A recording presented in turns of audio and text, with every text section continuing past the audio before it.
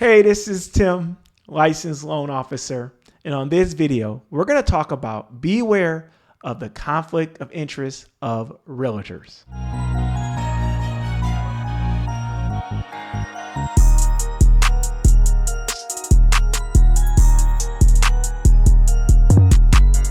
Thank you so much for watching and welcome to the channel. On this channel, we talk about first-time home buyers, having excellent credit, leveling up, budgeting, and all things financial related. If you like those type of topics and you're looking to level up, have more money in your pocket, please subscribe to this channel. Now, in this video, I'm going to talk about the conflict of interest as it relates to realtors.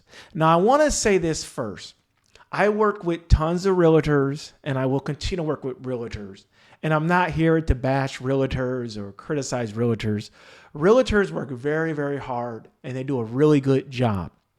However, there are a few situations where it could be a conflict of interest. And that's why I'm making this video for first-time home buyers or people that are looking to buy homes, just so you can be aware of these things and have a successful home buying journey, okay? So let's get into this video. And please give me a thumb up, like, share, subscribe. All right, let's get into it. Okay, so I like this picture here. This is just a realtor here. Here's some clients. And like I said, we're talking about the beware of the conflict of interest, okay? So let's have some fun here. So I'm going to read this statement here, and then we'll talk about these things down here, okay? So there are conflicts of interest, and it's important to be aware of these so you can navigate the real estate transaction effectively, okay? Now, the first type of conflict of interest I want to talk about is something called dual agency, okay? Dual agency right here. So what this is basically a realtor basically representing the sellers and the buyers. And the way this usually happens is through a open house. So you see this down here, open house, the next one down here. So let's just say you go to an open house, and inside the open house is the listing agent. The listing agent is the realtor that actually put that home on the market for sale.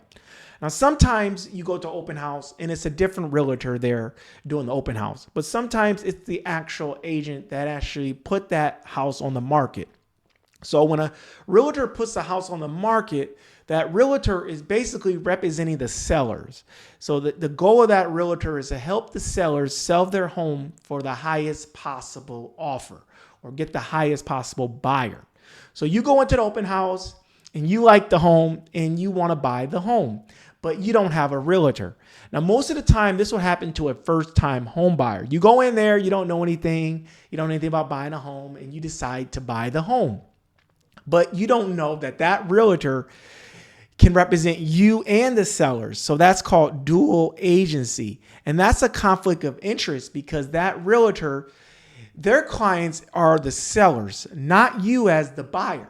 So they can help you buy that home, but you have to be conscious because they're not going to be trying to lower that price or give you any kind of seller's concessions or anything that helps the buyer because they represent the seller.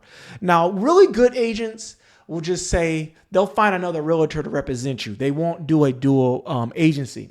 They won't do it. But some realtors, that are looking to make a little bit of money, they will do it because they will basically get both commissions. They'll get a little bit of commission for the buyer and a little bit from the sellers. So that's why they have an incentive to do that, and that's a conflict of interest. The next one is pressure at open houses. So sometimes you go into an open house, you're just kind of browsing, and that agent is, pressuring you to get pre-approved or seeing are you pre-approved or seeing different things. And you just have to be careful because remember that realtor in that open house has an interest in getting you to buy that home for the number one reason, what I just talked about, is dual agency. So these are just two situations where it could be a conflict of interest. So you always want to have a realtor represent your interests, okay? The next one is highball listing prices, okay? Let's talk about this one here. So when you're out on Zillow or Realtor.com or Trillia, there's a ton of sites that have homes that are listed. Now, when you see the price, some people get discouraged.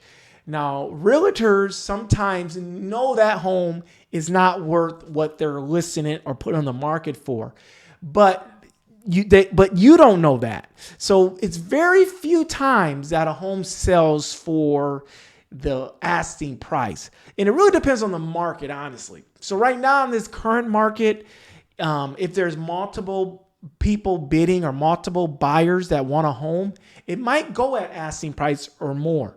But most of the time, it's like anything else.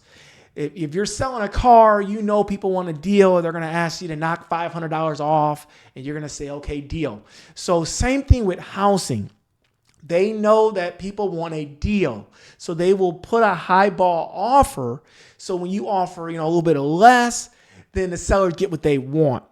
So just be conscious of that when you see homes listed for sale. Do not try to pay asking price or list price unless you really think it's a competitive home or if you really want that home. But remember too that realtors get paid off of the purchase price, okay? So the higher the purchase price, the more they get paid. So you want to be conscious of that. So always put an offer in at what you think the home is worth. If you have a realtor you're working with, that realtor should do some comps and do their own little research and tell you, hey, you should offer this, and take that realtor advice. If you don't trust your realtor, then you need to find a different realtor, okay? The next one is skipping the inspection. Now this is, I never do this. So after you put in an offer on a home, and your offer is accepted, which means that the sellers agree to accept your offer and you're under contract, the next thing is called an inspection. And normally they call it a PA, purchase contract, or basically a purchase contract lists out what you agree to buy it for, when you plan to get financing, when you're going to do your inspection. But if a realtor is on a hurry and really want you to buy this home, you can waive your inspection. And I recommend you don't. You always want to do your due diligence and check that home out. In the inspection, they're going to check everything like the foundation, the roof, the air condition, any costly repairs. So it's very important. But if a realtor says skip the inspection, or maybe you don't need an inspection, or it's a great home, be very cautious. You should always do an inspection, because that $400 or $500 for that inspection could save you thousands of dollars if you have to replace something costly repaired. So the realtor could have a conflict of interest because they could either know the sellers or know the home has problems, because some realtors really know their market and they know certain homes, and they, like what I'm telling you, they're not common, but it could happen. Okay. Most, like 99.9% of realtors are good realtors and are honest, but there are some times, I've seen it with COVID, where it's just crazy. It was only a few homes on the market, and people were doing anything to get their offer accepted. So they would tell sellers, hey, we won't do an inspection. We won't check what's under the roof. We'll just take your word for it and buy the home. So that's a mistake, and don't ever do that. So if a realtor or anyone recommends skipping the inspection, that's a red flag. Make sure you do an inspection to make sure that home is in top condition before you buy it. Now, the next one here, I like this one here. Not like this one. I don't like any of these. But the next one here is commission over client's needs. So what this means is that every home that realtor tells you, oh, it's great. It's great. Oh, it's a nice home. Oh, it's a great area. Blah, blah, blah, blah. Basically, that realtor is just trying to get you under contract to buy a home so they can get a commission. They don't really care about your needs. Now, a good realtor will sit down with you before you look at any homes and ask you for your wants and needs, what area, how far you want to live, do you want a 2-bedroom, a condo? They'll go over all this, and they'll know what you want, and they will help you find what you need. Now, there's very few times you're going to find the perfect home. It's going to be something you have to compromise, or something you have to improve or repair over time. And the good thing about buying a home is that you can change a home a little bit. You can add a room. You can do different things. You can knock out a wall. You can do certain things. But if a realtor is always telling you every home looks good, every home's great, and just trying to get you under contract, then he's basically putting their commission over your needs. And be conscious of that. You want a realtor that's honest, like, hey, this home has a slope, or pointing out things you don't see, like, oh, this home may be hard to sell. It's on the end of the street, or this neighborhood is not the greatest neighborhood, or this doesn't have the good school district. That's a subjective realtor that's being honest with you and actually, being your basically you're looking for your best interest. Hey, this home has this, educating you. So, but if a realtor just is saying everything's good and just blowing a lot of smoke, that's a red flag. They're trying to get you under contract. The same thing for sellers. If every offer comes in, the realtor tells you accept the offer, even though you want a little bit more money for your home, just be conscious of that, okay? You want a realtor that really explains things, goes back to your wants and needs, gives you the information. And remember, you make the decision at the end of the day. It's going to be your home at the end of the day. So be cautious of that.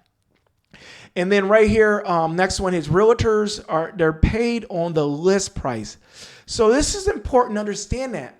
So if you're a seller, realtors have an interest to sell your home for the most. The more they sell your home for, the more money they make. So that's a good thing.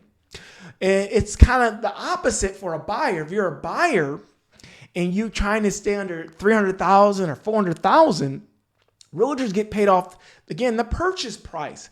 So as a buyer, a realtor wants you to buy the most expensive home. And for honestly, that's how we work too. As a loan officer, the higher your loan amount is, the more money I make.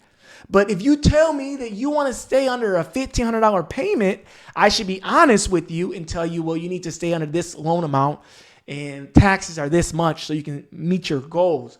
So it's very important to understand that lenders and realtors are paid off the purchase price. So just be conscious of that, because lenders will give you a really high pre-approval because they want you to find the most expensive home so they can make more money. But I'm the type, if you work with me, is I'll give you your budget. So this is your budget. This stays within your range.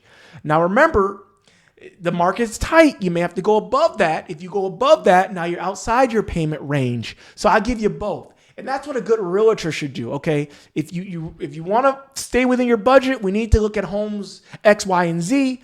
But if we can't find X, Y, and Z, then we have to go a little higher. And that's another thing too, as a buyer, you got to be a little bit flexible, because we all want the best, but we may not have the money for the best. And it just depends on your situation. If you're a first-time home buyer, normally your first home is not your forever home. It's your first home. You'll buy another home. So don't be too picky. But if you're on your second home, it may be your forever home. You may have money because you can sell your first home and use that to buy another home, or take money out your first home and buy another home. So that's good.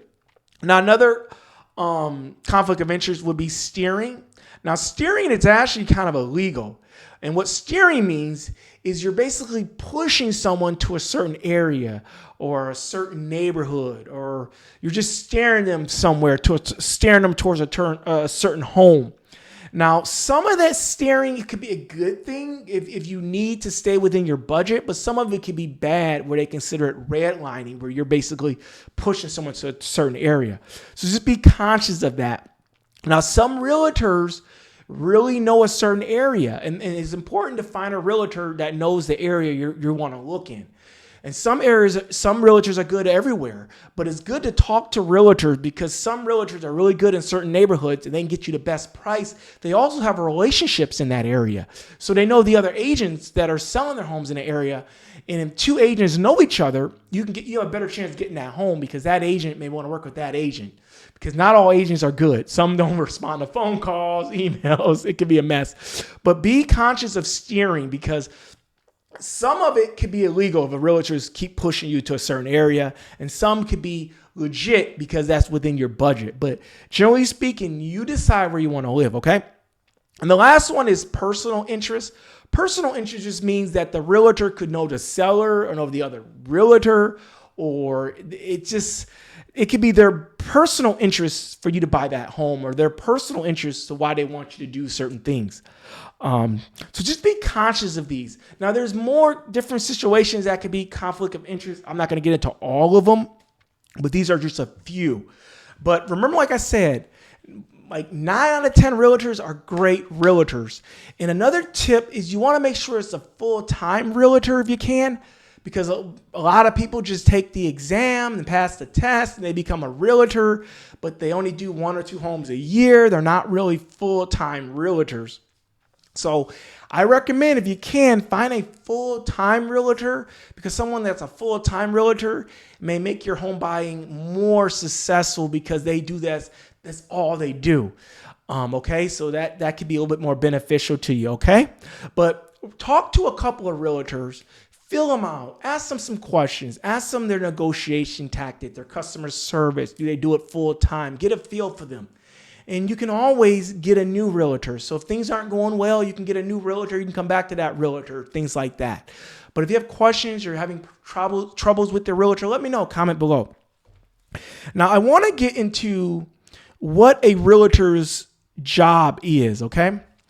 And I think this video is already getting too long. Really quick here. Realtors are licensed professionals who act as an intermediate in a real estate transaction, specifically focused on residential properties. Now, some do commercial too. They assist both buyers and sellers, guiding them through the complexity of the process and advocating for their clients' best interests. And for a buyer, if you're a buyer, the realtor is going to help you find properties. They're going to help you negotiate, go back and forth. They're going to help you with the inspection, and they're going to help you with the closing, like just the whole home buying process. It is a process to buy a home, and I recommend you have a realtor. Now, for sellers, a realtor is going to help with the market analysis, okay? They're going to help you understand the market and what to list your home for, the comps and comparable sales. They're going to help you market and advertise your property. They're going to help you negotiate offers. So what happens, you're going to get offers in, and they're going to help you negotiate it. They offer you this much. They may say, hey, we want this much. They're going to help you with that. They're also going to help with the disclosures and paperwork. So that's what realtors are supposed to do. So if you're a buyer, they're going to help you find properties. They're going to help you negotiate, help you with the inspection and the overall home buying process. And if you're a seller, they're going to help you with the market analysis. They're going to help you with advertising, help you negotiate the offers, and help you with the disclosures and paperwork.